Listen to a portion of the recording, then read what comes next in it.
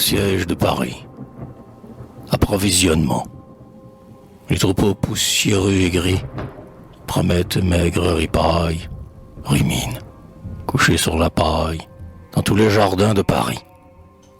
Mais le passant mélancolique ne trouve dans tout ce bétail ni d'ensemble ni de détail, empreint d'un charme bucolique. Ces grands bœufs aux gens peu frugaux font rêver des repas d'Homère, et cet agneau étant sa mère n'est qu'un avenir de gigot. Ils ont faim et froid, ils sont mornes, l'un contre l'autre, à coquiner. Ils ont des airs de condamnés et baissent tristement leurs cornes. Le pourceau dormant au soleil frémit au contact d'une mouche, dont l'ardent aiguillon le touche et le fait geindre en son sommeil. Et dans leur clôture de planche, ils semblent, pauvres animaux, savoir qu'au bout de tous ces mots, ils seront mangés par éclanche. Mais n'ayons pas naïvement de pitié pour cette hécatombe, car j'entends, dans le soir qui tombe, les durs clairons d'un régiment. Et, tangent au temps où nous sommes, sombres, j'ai murmuré bien bas. Oh, trop bas, ne vous plaignez pas de la férocité des hommes.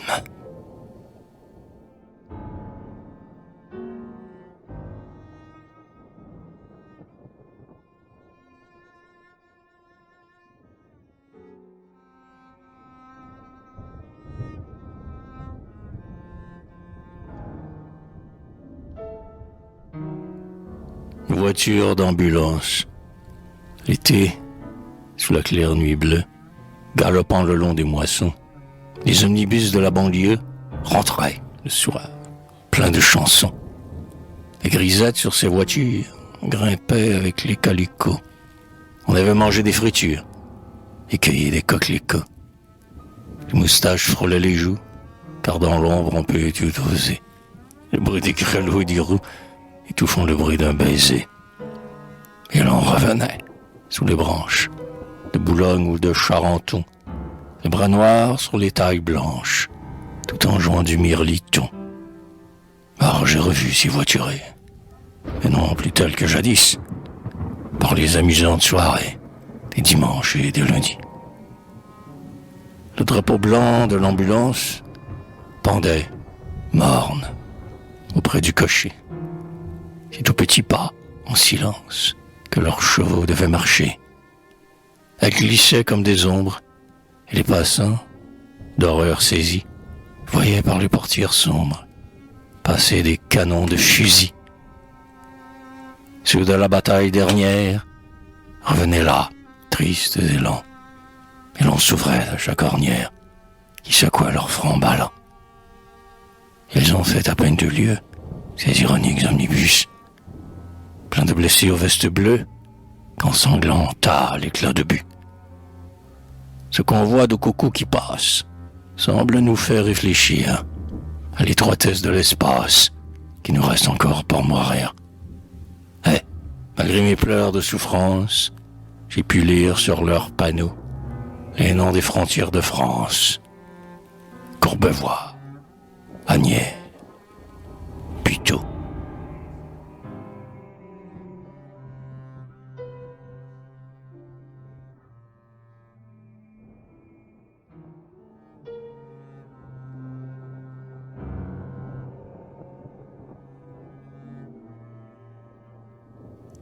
En faction.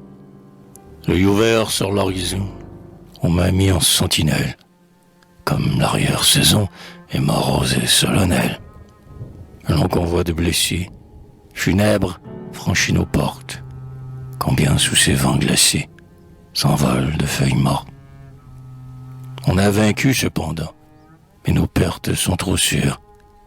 Pourquoi ce soir l'Occident saigne-t-il par 20 blessures? Dans tes vieux murs, ô Paris, nous tiendrons, forts et fidèles, qu'il fait mal, dans ce ciel gris, le départ des hirondelles.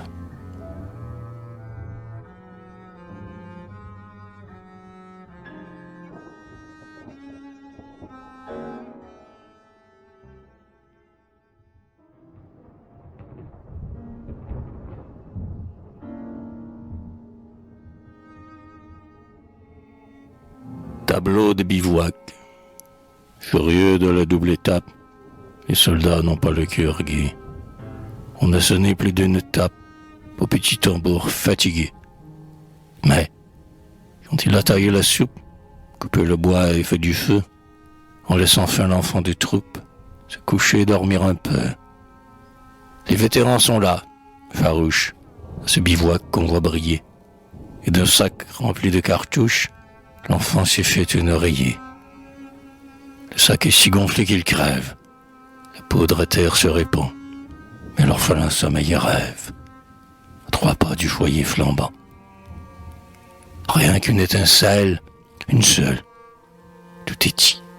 Cela fait frémir, comme une vigilante aïeule. La mort le regarde dormir.